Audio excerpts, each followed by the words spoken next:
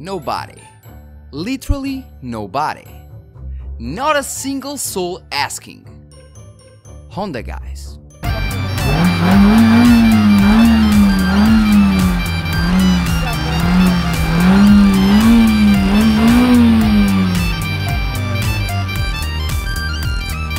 Hello guys, I Shoot Gameplays, I'm Fabio Pisco, and welcome to my channel. Today's video is a different video from the usual, and it is a game comparison. I've done before one video like this, and was Need for Speed 2015 versus Need for Speed Payback.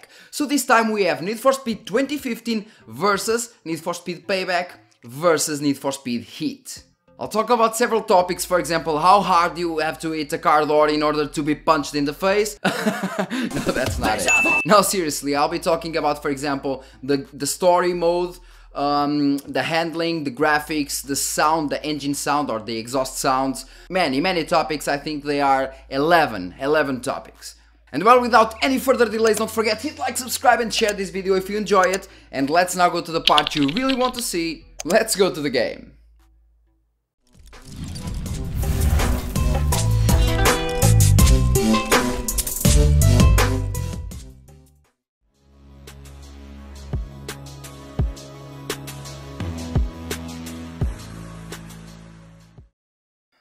Need for Speed 2015 was a turnaround of the series to a better plan comparing to older games. Still, the story is the usual cliché one with a rookie racer, that is actually not a rookie, arriving to town and searching his way up to the top. The story is not that interesting and the characters sound like wannabe bad boys. But it is not the worst story I've played through, and we also have the DLC with some races with Eddie from Need for Speed Underground, which is a nice touch. Need for Speed Payback was released in 2017 and somehow tried to innovate in this chapter, making a completely different story, with a more Fast and Furious style per se.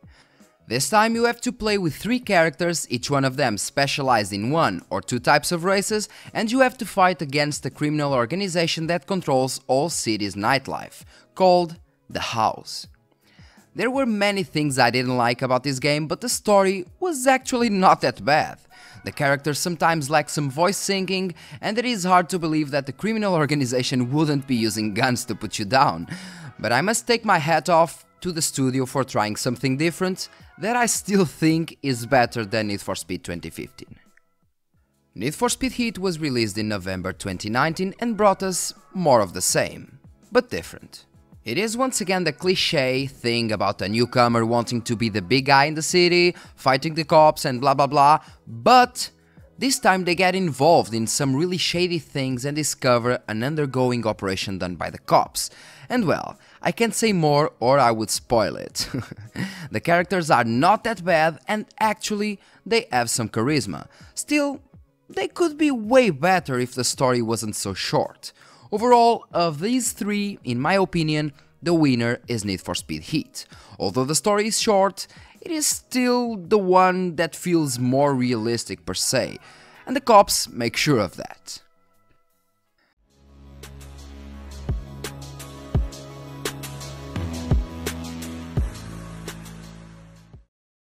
As for the graphics, I'll let you see things by yourselves.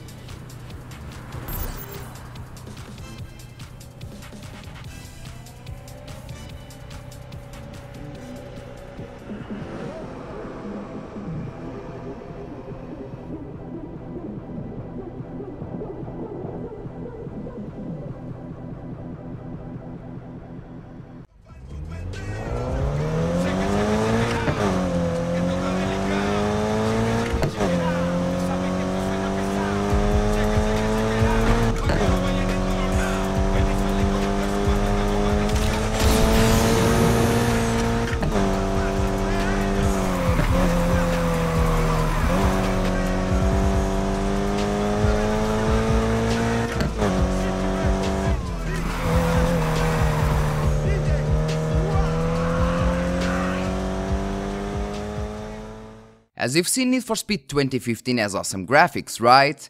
Yes, no doubts on that. But this game was made for nighttime only, so the shaders were made specifically with that in mind. The graphics look way better than Payback's, and the only point I don't like is the lack of color. The game feels yellowish and has washed colors, taking off the alive feeling of the game per se. Though it is just an opinion, and some people may actually like it. Even saying this, the game looks and feels like a Need for Speed game should always feel, and it looks beautiful even 4 years after its release. As for Payback, well, the game looks decent. And that's it. This game has a 24-hour cycle and the daytime looks decent, but the nighttime looks way worse than Need for Speed 2015, even with a better color scheme. To put another nail in the coffin, this game has noticeable texture loading, something that wasn't happening with Need for Speed 2015. The game took way longer to load, but it was damn worth it. The same texture loading happens with Need for Speed Heat, but it is not so noticeable after all elements get loaded. Graphic-wise, Need for Speed Heat is gorgeous, being it daytime or nighttime. The daytime has hugely improved comparing to Need for Speed Payback, mostly due to improved shaders and ambient occlusion, but nighttime was the real change. This game's nighttime looks amazing, bringing back a good shader and what was missing in Need for Speed 2015, vivid colors. Still, even with Need for Speed 2015 having a bit outdated world textures, being only nighttime and having a lack of color, I still like it more due to the immersion and the feeling it passes to us players. In this point I am a bit divided. Being purely straight in a matter of graphics, I would say Need for Speed 2015 is the best. But taking in consideration Need for Speed Heat as also an amazing nighttime feeling and as a 24-hour cycle, I must pick Need for Speed Heat as the winner.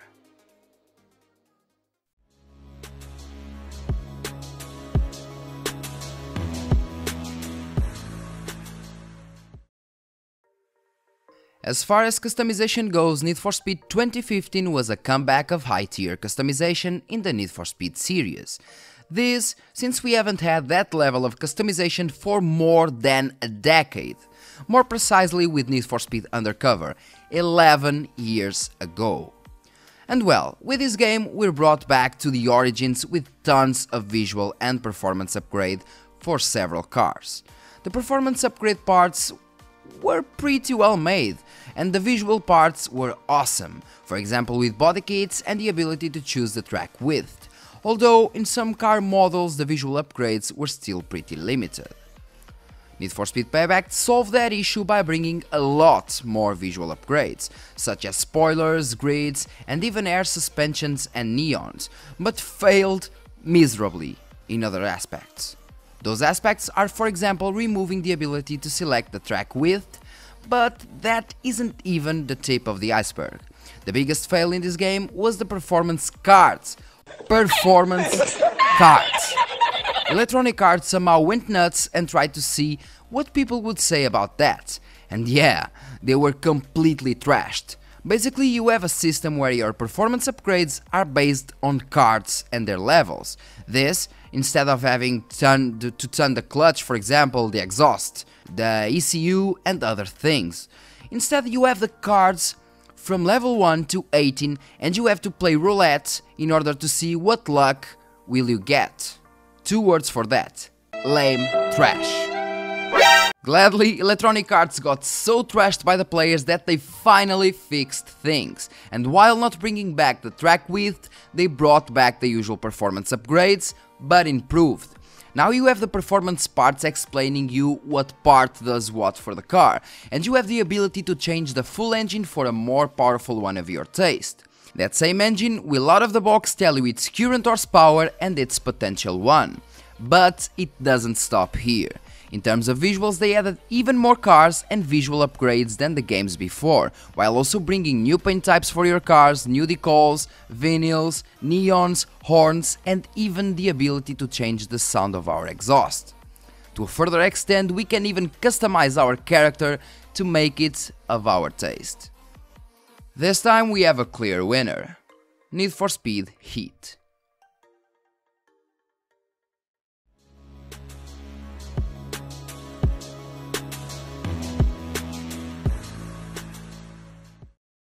Now to a very interesting topic, the handling. Need for Speed games were always kind of a variant arcade style, even the legendary Most Wanted. Though after 2012, with the reboot of Need for Speed Most Wanted, a new handling model was introduced. The handling was way more arcade than before, and a version of that was implemented on Need for Speed 2015. Although in my opinion, it is far from good. You can tune your car to drift or grip, but while drift tuning feels like you don't even need to engage a drift, grip tuning feels like you don't have any control of the car. The car suddenly gets really hard to control and you'll be hitting a wall every 5 seconds before you get used to it. Need for Speed Payback has some changes and brought us a little better grip style, with a bit more control, and a better per se, but unrealistic drifting style. The drift tuning will make you easily engage a drift, being what you wanted or not. Sad. Not even mentioning the fact that you will easily drift at 300 km an hour without losing much speed, which makes it even more insane. Need for Speed Heat is a cure to all of this, with a really improved model this time. Now it finally feels like you have control of your own car. You will lose a lot of speed once you start drifting, and you can even select the traction control option, which won't let your car drift unless you press the handbrake button. This is without a doubt a win to Need for Speed Heat, as both drift and grip styles were vastly improved comparing to previous games.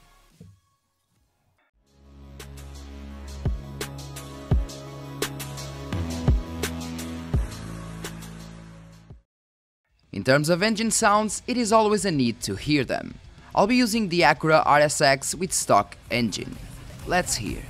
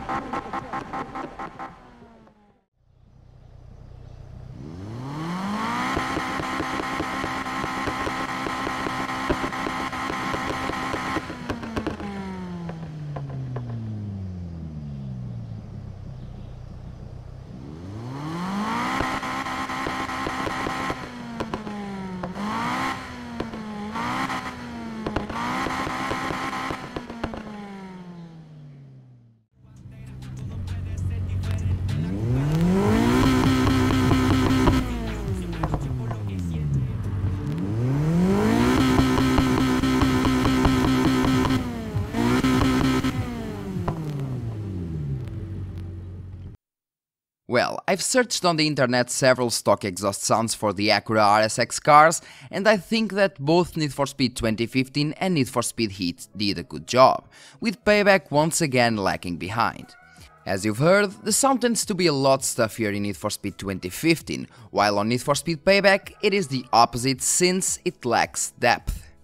The most balanced would be Need for Speed Heat, but since I am no car expert, I can't really talk much about it, guys.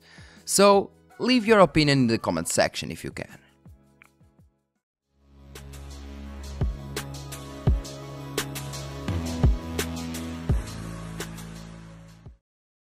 Well, we can say whatever we want, but the soundtrack is a really important part of any game, and racing games aren't exceptions. Who doesn't remember the good old Riders on the Storm remix with Snoop Dogg that was presented on Need for Speed Underground 2, or the exceptional soundtrack from Need for Speed Most Wanted?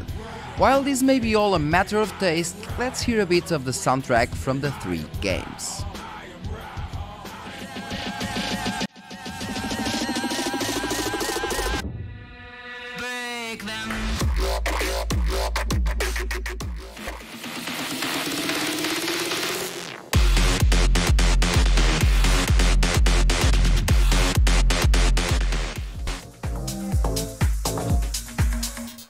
It's time to wake up.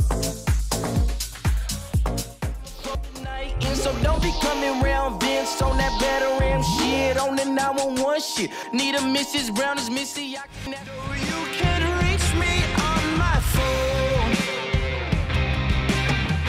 No, you can't see me.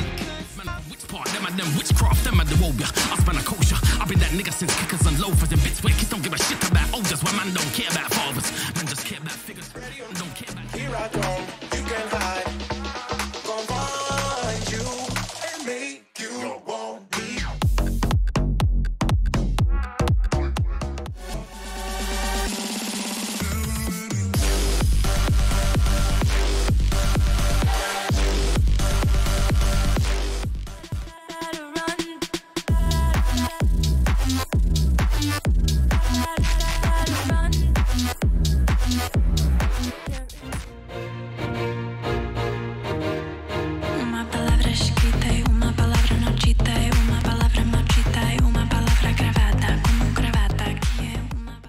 Now that you've heard a bit of them, you can decide for yourself, but this time for me, it is Need for Speed 2015 who takes the crown. None of them are as good as the Golden Ages ones, but Need for Speed 2015 is at least decent. Let me know what you think in the comment section.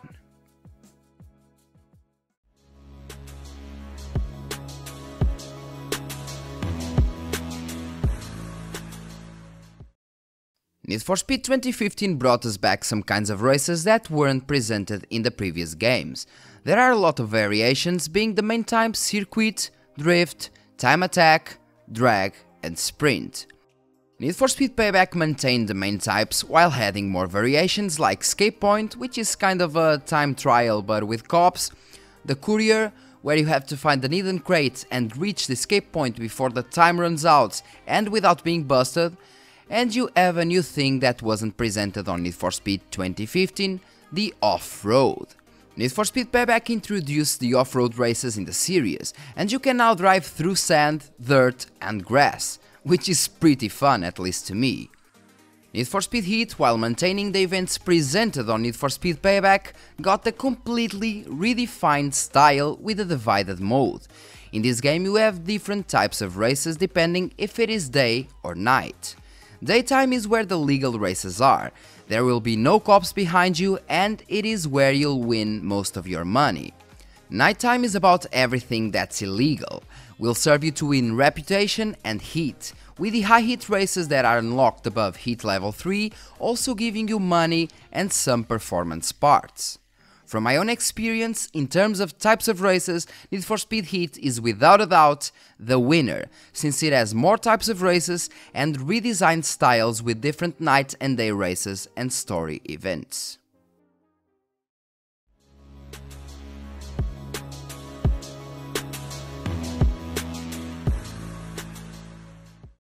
About the city and maps, well, the maps themselves aren't so small, but even the biggest one, which is from Need for Speed Heat, could be improved. Need for Speed 2015 has no off-road, so you can't really explore the map in some parts since you can only use the roads, obviously. Need for Speed Payback kind of fixed that per se, and since it has off-road you can drive through most of the places in the map, and well, Need for Speed Heat improved from Payback in terms of size and more off-road races. I played all 3 games from the beginning to the end, and I do think that Need for Speed Heat has the less repetitive map of all. Some parts on Need for Speed 2015 and Need for Speed Payback would feel repetitive, and that doesn't happen so frequently in Need for Speed Heat. As for the aliveness of the city, well, Need for Speed 2015 has a point above the others in this aspect since you would be connected with other players in a server. So even if you were playing offline, you would see them from time to time, and that made the game feel a bit more alive. Need for Speed Payback discarded the always online mode, but managed to make the city decently alive with lots of AI cars. And this is where Need for Speed Heat actually went back. Most of the times the game will feel okay in terms of AI cars, but in some hours and some places of the city you will find exactly 0 cars passing by, which is not that realistic taking in consideration how big the city is. Still, the game feels okay most of the time and you won't even notice it unless you are looking for it. And it isn't a game changer, since the game is still pretty fun this way.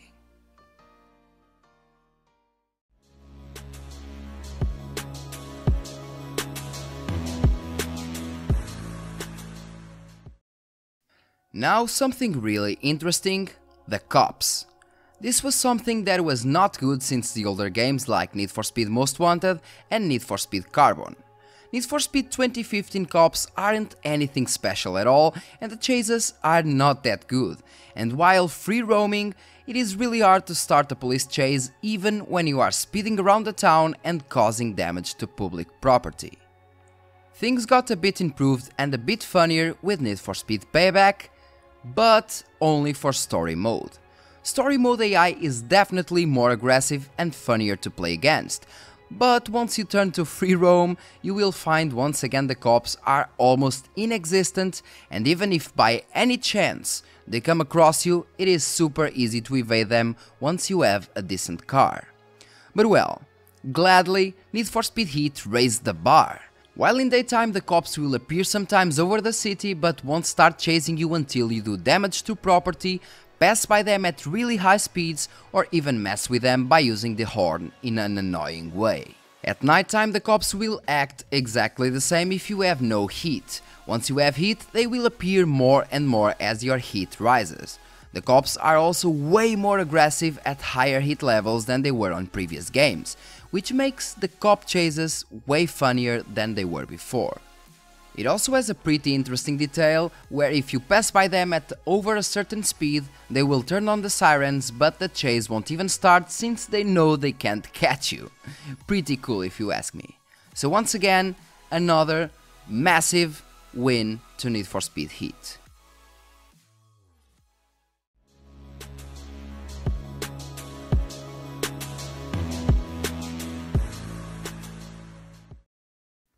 This is a thing that all recent Need for Speed games lack.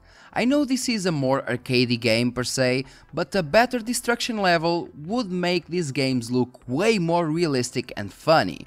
I don't feel like hitting a wall at 200 km an hour and having only a scratched bumper makes any sense, but well, it is always better to watch it by yourself.